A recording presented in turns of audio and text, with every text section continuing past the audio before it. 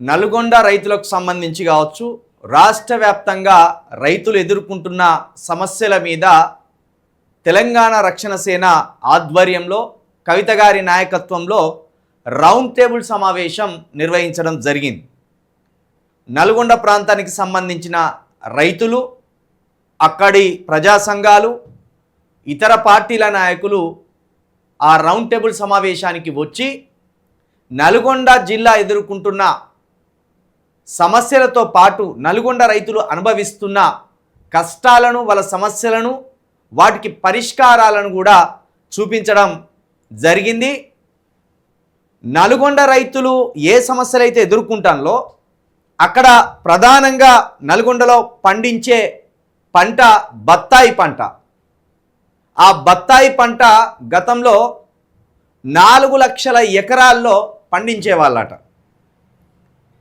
ప్రభుత్వ ప్రోత్సాహకాలు, ప్రభుత్వ సహకారం లేకపోవడం వల్ల ప్రస్తుతం నల్గొండలో కేవలం 40,000 ఎకరాల్లోనే ఈ బత్తాయి పంటలను పండిస్తున్నామని అక్కడి బత్తాయి పంటల రైతులు ఆవేదనను వ్యక్తం చేస్తున్నారు.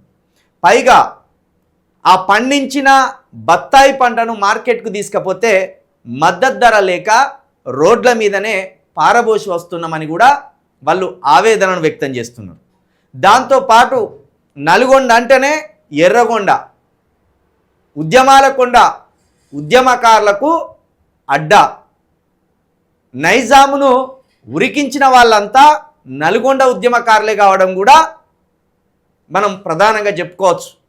ఒక రావి నారాయణ రెడ్డి కావచ్చు, మల్లు స్వరాజ్యం గారు కావచ్చు, భీమిరెడ్డి నరసింహారెడ్డి గారు కావచ్చు, ఇట్లాంటి మహానుభావులంతా నల్గొండ ప్రాంతవాసులే కావడం కూడా మనకు తెలిసిందే. పైగా అక్కడ డిండి ప్రాజెక్ట్ ఉంది, నాగార్జున సాగర్ ప్రాజెక్ట్ ఉన్నది, ఎస్ఎల్బీసీ ప్రాజెక్ట్ ఉన్నది, సముద్రాల ప్రాజెక్ట్ ఉన్నది. ఇన్ని ప్రాజెక్టులు ఉండి కూడా నల్గొండ ప్రాంతానికి నీళ్ళు అందడం లేదు. అసలే నల్గొండ వర్షాభావ ప్రాంతంతో విలవిలలాడుతుంది. నీళ్ళ గోస, ఫ్లోరైడ్ గోస. అలాంటి ప్రాంతంలో మరి పెద్ద పెద్ద నాయకులమని చెప్పుకునే కోమటిరెడ్డి బ్రదర్స్ అక్కడనే ఉన్నారు, ఉత్తమ్ కుమార్ రెడ్డి గారు అక్కడనే ఉన్నారు, లేకపోతే జానారెడ్డి ఇద్దరు కొడుకులు అక్కడనే ఉన్నారు.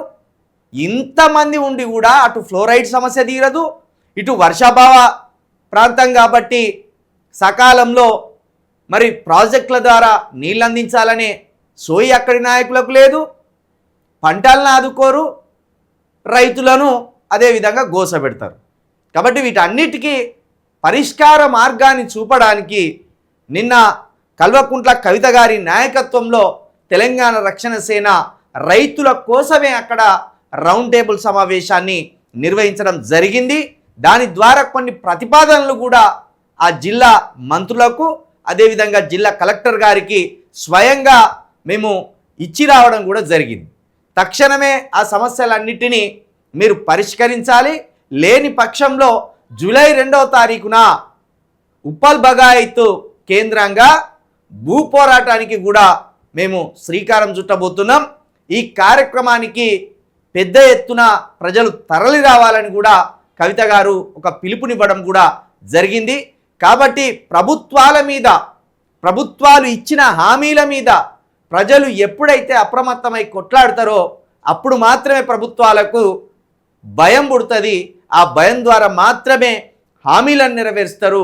లేకపోతే మళ్ళొచ్చే ప్రభుత్వాలు కూడా విచ్చలవిడిగా హామీలు ఇచ్చి ప్రజలను వంచే ప్రయత్నం చేస్తుంది.